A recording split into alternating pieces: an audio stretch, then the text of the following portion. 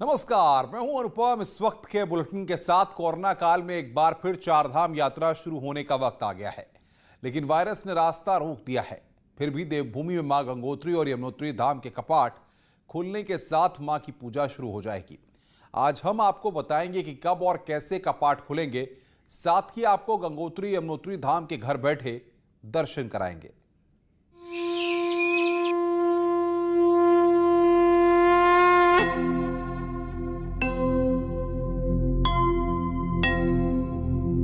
जय मां गंगा, जय जय यमुना।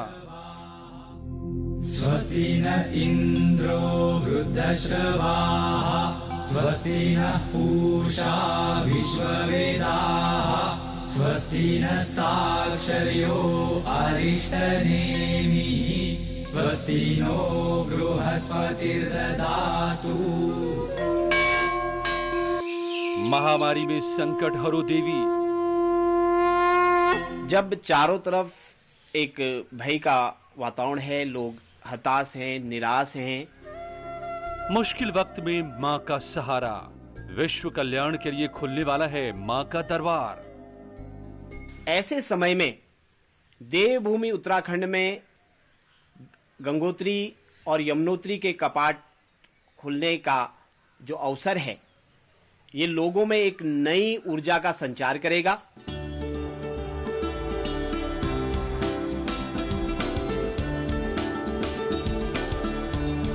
इस महामारी ने भले ही गंगोत्री यमुनोत्री की यात्रा रोक दी है, लेकिन भक्त घर बैठे ही मां की आराधना में जुटे हैं, क्योंकि मान्यता है कि इसी गंगोत्री धाम में बैठकर भगवान राम के पूर्वजों ने शिव की आराधना की। यहीं पर मां गंगा ने धरती को स्पर्श किया था और न जाने कितनी तड़पती जिंदगियों को अपने अमृत जैसे पानी से जीवन दिया। पांडवों ने भी महाभारत के युद्ध में मारे गए अपनी परिजनों की आत्मिक शांति के लिए इसी स्थल पर आकर एक महान देव यज्ञ का अनुष्ठान किया था। अब इंसान संकट में है, अब मां के भक्तों पर विपदा आई है। भक्तों की कामना है कि मां के पट खुलते ही ये महामारी खत्म हो जाए।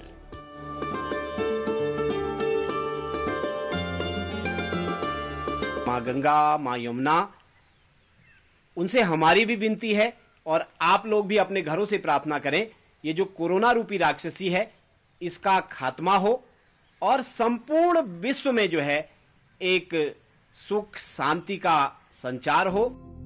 स्वस्ति न इंद्रो वृद्धश्रवाः, स्वस्ति न पूषा विश्ववेदाः, स्वस्ति नस्ताक्षर्यो अरिष्टनेमिः, स्वस्ति नो बृहस्पतिर्दधातु। संकट के बीच महामारी के माहौल में यमुनोत्री के कपाट आज ब्रह्म मुहूर्त में दोपहर 12:15 को खुलेंगे, जबकि कल गंगोत्री धाम के कपाट खुलेंगे। कोरोना काल से पहले जब कपाट खुलते थे तो हजारों लोगों की भीड़ पहुंचती थी, लेकिन कोविड-19 के नियमों की वजह से इस बार कुछ लोग ही यात्रा में शामिल होंगे।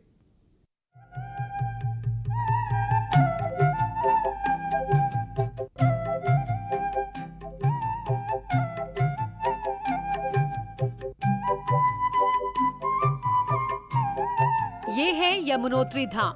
यहीं से होकर यमुना नदी मैदान की ओर बढ़ती है। उत्तरकाशी में यमुनोत्री धाम 10,804 फीट की ऊंचाई पर स्थित है। बंदर पुंछ पर्वत के एक झुंड के ऊपर यमुनोत्री धाम है। चारधाम यात्रा की शुरुआत यहीं से होती है, इसीलिए सबसे पहले यमुनोत्री के कपाट खुलते हैं। 14 मई दोपहर 12:15 पर यमुनोत्री के कपाट खुलेंगे। कर्क लग्न और अभिजीत मुहूर्त में यमुनोत्री मंदिर के कपाट खोले जाएंगे। जो यमुनोत्री धाम है, यमुनोत्री धाम में माँ यमुना जी जो है 6 महीने जो है यहाँ पे खरसाली जो गांव है जहाँ पे पुजारी लोग रहते हैं यमुना धाम के, वहाँ पे वो विराजमान रहती हैं और 6 महीने बहुत विधि विधान के साथ वहीं पे पूजा की जाती है।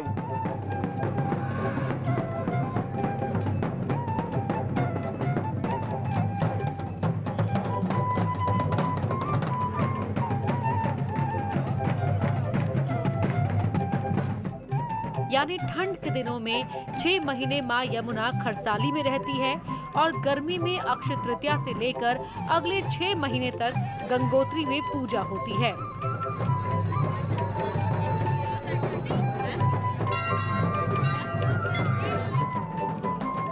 कपाट खुलने से पहले मां यमुना की विदाई होती है।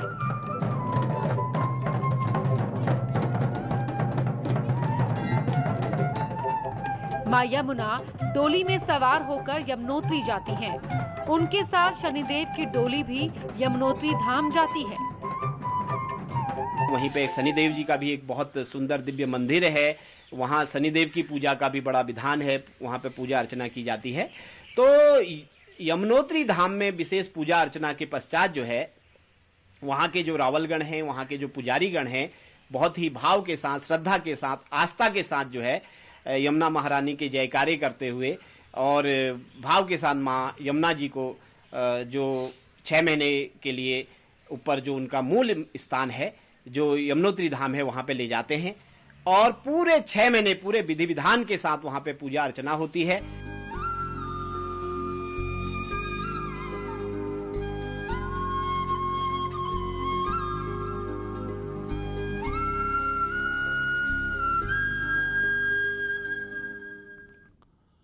इस बार अक्षय तृतीया 14 से 15 मई तक है। गंगोत्री और यमुनोत्री के कपाट हर साल अक्षय तृतीया पर ही खुलते हैं। यमुनोत्री के कपाट आज खुलेंगे तो वहीं गंगोत्री के कपाट 15 मई को भक्तों के लिए खोल दिए जाएंगे। चारधाम यात्रा का यह दूसरा पड़ाव होता है।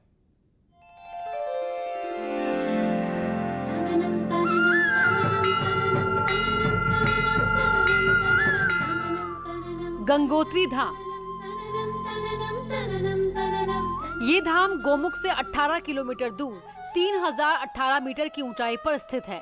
उत्तरकाशी से करीब 100 किलोमीटर दूर पहाड़ों की गोद में बसे इस धाम को 18वीं शताब्दी में गोरखा कमांडर अमर सिंह थापा ने बसाया था। बाद में गंगोत्री धाम का कायाकल्प जयपुर के राजघराने ने कराया। हर साल अप्रैल से अक्टूबर के बीच यहाँ हजारों यात्री मां गंगा के दर्शनों के लिए आते हैं। खासकर अक्षय तृतीया के मौके पर जब गंगोत्री धाम का कपाट खुलता है तो हजारों में भीड़ होती है। लेकिन कोरोना काल में यहाँ की गलियां और ये धाम सूना सूना दिखाई दे रहा है। 15 मई को सुबह 7:30 बजे गंगोत्री धाम के कपाट खुलेंगे। कोविड नियमों को ध्यान में रखते हुए मां गंगा की पूजा की जाएगी और फिर तीर्थ पुरोहित 6 महीने बाद 15 मई को इस कपाट को दर्शन के लिए खोलेंगे। गंगोत्री धाम में जैसा कि आप जानते हैं 6 महीने पूजा गंगोत्री धाम में गंगोत्री मंदिर में होती है और 6 महीने की पूजा जो मुखुआ में जो माँ गंगा जी का मायका भी कहा जाता है, वहाँ पे जो वहाँ के जो रावलगण हैं, जो पुजारी गण हैं, अपनी बेटी की तरह गंगा जी को मानते हैं और बेटी की ही तरह विदाई करते हैं। कपाट खुलने से पहले मां गंगा के मायके मुखुआ से डोली निकलती है। पूरे गाजे बाजे के साथ भक्त डोली के साथ गंगोत्री तक जाते हैं। डोली यात्रा की तस्वीरें पुरानी हैं क्योंकि इस बार कोविड की वजह से इतनी भीड़ डोली के साथ नहीं जा सकती। मानकों को ध्यान में रखते हुए डोली यात्रा गंगोत्री पहुंचेगी। मुखुआ गांव की जो माताएं, बहनें और वहां के बुजुर्ग और दूसरे जितने भी नौजवान हैं, उनके अंदर उसी प्रकार का भाव होता है। उनको एक बेटी के भाव से वहां से वो विदा करते हैं और वहां से गंगा जी की जो डोली है उनको ले जाया जाता है और उसके बाद एक दिन रात्रि विश्राम होता है और अगले दिन जो है माँ गंगा गंगोत्री धाम में पहुंचती हैं। शुभ मुहूर्त के मुताबिक 14 मई को सुबह 11:45 पर मुखुआ से मां गंगा की डोली रवाना होगी। रात में भैरव धाम में मां गंगा विश्राम करेंगी और 15 मई की सुबह उत्सव डोली गंगोत्री पहुंचेगी और फिर पूरे विधि विधान से पूजा अर्चना के बाद मंदिर के कपाट खोले जाएंगे। कहते हैं कि 4 धाम यात्रा के दौरान भैरव मंदिर का खास महत्व है। बिना भैरव मंदिर के दर्शन किए ये यात्रा पूरी नहीं मानी जाती। यमुनोत्री और गंगोत्री कपाट खुलने के बाद 17 मई को केदारनाथ मंदिर के कपाट खुलेंगे। 18 मई को बद्रीनाथ मंदिर के कपाट खुलेंगे। लेकिन कोरोना होने की वजह से बड़ी संख्या में श्रद्धालु 4 धाम यात्रा में शामिल नहीं हो पाएंगे। इसलिए न्यूज 18 की टीम आपको चार धाम यात्रा की तस्वीरें दिखाती रहेगी। न्यूज 18 के लिए देहरादून से भारती सकलानी की रिपोर्ट। पिछले साल भी कोरोना की वजह से चारधाम यात्रा प्रभावित हुई थी और इस साल भी न तो पर्यटक आएंगे और न ही श्रद्धालु। सिर्फ तीर्थ पुरोहित ही पूजा अर्चना करेंगे। ऐसे में यहाँ का व्यवसाय बहुत प्रभावित हो रहा है। लोग सरकार से अब ऐसे मदद की गुहार लगा रहे हैं।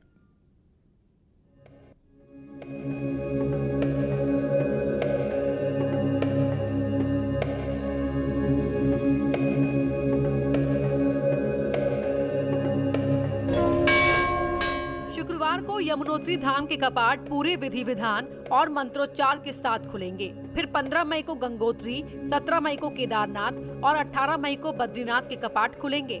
लेकिन तीर्थ पुरोहित उदास भी हैं और मजबूर भी, क्योंकि लगातार दूसरी बार कपाट तो खुलेंगे, लेकिन कोरोना की वजह से भक्तों की भीड़ नहीं होगी। एक एक आदमी का, चाहे वो चाय का खुमचा वाला हो, चाहे वो छोटा ढाबा वाला हो, चाहे वो बड़ा व्यवसायी हो, चाहे बड़ा होटल हो, चाहे छोटा होटल हो, हमारे तीर्थधामों से जुड़े हुए पंडा पुरोहित हैं, डंडी कंडी वाले हैं, पूजा व्यवस्था के जो निर्वहन के लिए पुजारी समुदाय है, हकहकधारी है, और ये तमाम लोग हैं उस व्यवस्था से जुड़े हुए हैं। चाहे वो मंदिर की व्यवस्था, किसी न किसी रूप में माला वाला है, तुलसी वाला है, हर एक आदमी की आजीविका जुड़ी। और ये बहुत बड़ा गंभीर संकट एक प्रकार से उत्तराखंड के चार धाम से जुड़े हुए जितने भी लोग हैं उनके सामने एक आजीविका का संकट आ गया है। साल 2020 में जुलाई महीने में मंदिरों के कपाट खुले थे और पूरे सीजन में सिर्फ 3,10,000 यात्री ही आए थे। लेकिन इस बार हालात ज्यादा खराब हैं और ऐसे में यात्रा कब शुरू होगी, सरकार फिलहाल ये बताने की स्थिति में नहीं है। वहीं कांग्रेस की मांग है कि जिन लोगों की कमाई सिर्फ यात्रा पर टिकी है, उनके लिए पैकेज घोषित किया जाए। मंदिरों के धामों के कपाट समय पे खुलने का निर्णय लिया गया था और तीर्थ पुरोहित लगातार पूजा करते रहेंगे, लेकिन यात्रियों को दर्शन की अनुमति नहीं है, क्योंकि जो हालात हैं संक्रमण के, उसको इस समय हमारा प्रयास ये है, जिस तरह ये 18 तक का भी पहले फेज का हमने भी कर्फ्यू इम्पोज किया पूरी स्टेट में, प्रयास ये है कि किस तरह चीन टूटे। सरकार को चाहिए कि इस चारधाम यात्रा में जो हमारे टैक्सी मैक्सी वाले हैं, हमारे रिवर राफ्टिंग से जुड़े हुए लोग हैं, होटलियर्स से जुड़े लोग हैं, छोटे व्यापारी हैं, उनको बहुत बड़ा नुकसान जो है आर्थिक रूप से होगा। सरकार उनके लिए कोई पैकेज दे, उसकी घोषणा करे। चारधाम की यात्रा उत्तराखंड की पहचान भी है और लाखों लोगों की रोजी रोटी का जरिया भी। पर फिलहाल 2 साल से कोरोना महामारी चारधाम यात्रा पर भारी पड़ रही है। न्यूज 18 के लिए देहरादून से दीपांकर भट्ट की रिपोर्ट।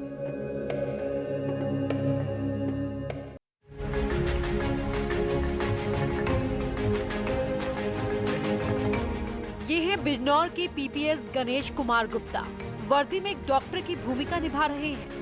बिजनौर में बतौर ट्रेनी सीओ के रूप में तैनाती है, लेकिन एक डॉक्टर के रूप में अपने साथियों की मदद कर रहे हैं। आप सोचेंगे कि पुलिस वाला कोरोना पीड़ितों का इलाज क्यों कर रहा है। मैं 2005 बैच का MBBS मैंने किया था king George medical university Lucknow से। मैं वहाँ का 9th रैंक होल्डर था और काफ़ी अच्छा मतलब मेरा एक तरह से ये समझ लीजिए कि पिताजी के कहने पे मैंने मेडिकल प्रोफेशन ज्वाइन भी किया था। लेकिन गणेश कुमार गुप्ता को वर्दी बहुत पसंद थी। जब तक पुलिस की वर्दी नहीं मिली, ये सरकारी अस्पतालों में लोगों का इलाज करते रहे। दिल्ली गवर्नमेंट में जॉब किया लगभग 1.5 साल के आसपास। दिल्ली गवर्नमेंट में बाबू जगजीवन राम हॉस्पिटल में इमरजेंसी में मैंने काफ़ी मतलब अच्छा अनुभव रहा मेरा। बहुत सारी बड़ी बड़ी इमरजेंसीज वहाँ पे आती थी। तो इमरजेंसी में काम करने के बाद जो है मेडिकल प्रोफेशन में जो कॉन्फिडेंस है वो बहुत ज़्यादा बढ़ गया। 2016 में पीपीएस की परीक्षा दी और 2019 से पुलिस सेवा शुरू की, लेकिन वर्दी के अंदर एक डॉक्टर को जिंदा रखा। गणेश कुमार चुनाव ड्यूटी के दौरान और बाद में पुलिस वालों की सेहत का ध्यान रखते थे। कई पुलिस वाले चुनाव ड्यूटी में कोरोना से संक्रमित हो गए थे। उनका भी पुलिस लाइन में देखरेख कर रहे हैं। इसमें मेरी ये रिस्पॉन्सिबिलिटी थी और जिम्मेदारी भी थी कि मैं अपने जो भी पढ़ाई की है या जो भी एक्सपीरियंस गेन किया उसका यूज करूं। तो मैंने जितने भी यहाँ पे संक्रमित हैं। लगभग 162 लोग जो है इस समय संक्रमित हैं, जिसमें से 22 लोगों की रिकवरी पूरी हुई है। और मैं रेगुलर पुलिस अधीक्षक महोदय के निर्देशन में रेगुलर इस चीज़ को फॉलो अप कर रहा हूं कि किस मरीज को क्या दिक्कत है। यहाँ पे सुबह शाम उनसे बात की जाती है। बीमार पुलिस वाले साथियों को और अधिकारियों की सेहत का भी ख्याल रखते हैं। गणेश कुमार कई मोर्चों पर अपनी सेवाएं दे रहे हैं और पुलिस महकमे का मान बढ़ा रहे हैं। न्यूज़ 18 के लिए बिजनौर से शकील अहमद की रिपोर्ट। कोरोना की महामारी में हर कोई परेशान है, वहीं कई व्यापारी लोगों की मदद करने के लिए आगे आ रहे हैं जो कोरोना काल में जीवन रक्षक का काम कर रहे हैं। शाहजहांपुर में समाजसेवी कारोबारी अस्पतालों में मरीज के साथ आए तीमारदारों को निःशुल्क खाना खिलाकर महामारी में मानवता की मिसाल पेश कर रहे हैं। अपनी रसोई में पक रहे स्वादिष्ट भोजन उन लोगों के लिए है जो महामारी में अपनों का इलाज कराने गांव से शहर आए हैं। कोरोना के चलते शहर में लॉकडाउन लगा हुआ है। ऐसे में हॉस्पिटल में आए तीमारदारों को खाने के लिए दर दर भटकना पड़ता था, लेकिन अपनी रसोई की पहल से पिछले 5 दिनों से 1000 लोगों को नाश्ते के साथ दोनों समय का खाना मुफ्त मिल रहा है। कुछ सेवक लोग हैं जो 7 से 8 बजे आ जाते हैं और का वितरण समय के अनुसार किया गया है। 8 बजे डिस्ट्रिक्ट हॉस्पिटल में चाय और रस का वितरण, दोपहर 12 बजे लंच का वितरण, शाम को 6 से 6:30 बजे तक डिनर का वितरण किया जाता है। 250 से 300 लोगों की व्यवस्था रहती है मोटा मोटी। उसके अलावा 400 से 500 लोग यहाँ कैंपस में आकर खा जाते हैं। कोरोना वायरस का संक्रमण अब गांव की ओर पहुंच रहा है। ऐसे में छोटे शहरों में लोगों की परेशानी को देखते हुए शाहजहांपुर के व्यापारी विनय अग्रवाल ने लोगों की मदद करने की ठानी और अपनी टीम के सदस्यों के जरिए जरूरतमंदों को निःशुल्क भोजन कराने का काम शुरू किया। प्रतिदिन लगभग 600 लोगों को भोजन का वितरण मेडिकल कॉलेज अस्पताल में कराया जाता है और लगभग 400 से 500 लोग प्रतिदिन हमारे यहाँ परी आपकी रसोई भोजनालय पर निःशुल्क भोजन ग्रहण कर रहे हैं। सुबह की चाय भी हम लोग मेडिकल कॉलेज में निःशुल्क उपलब्ध करा रहे हैं, चाय और बिस्कुट उपलब्ध करा रहे हैं। दरअसल कोरोना के पहले फेज में शहर में कई समाज सेवी संगठनों ने लोगों की मदद की थी, वहीं दूसरी लहर में कारोबारी विनय अग्रवाल ने लोगों की मदद का बीड़ा उठाया है। रोजाना 1000 लोगों को अपनी रसोई के जरिए खाना खिलाकर समाज सेवी विनय अग्रवाल कोरोना काल के देवदूत बन गए हैं। न्यूज़ 18 के लिए शाहजहांपुर से दीप श्रीवास्तव की रिपोर्ट। खबरों का सिलसिला लगातार जारी है। फिलहाल इस बुलेटिन में इतना ही। नमस्कार।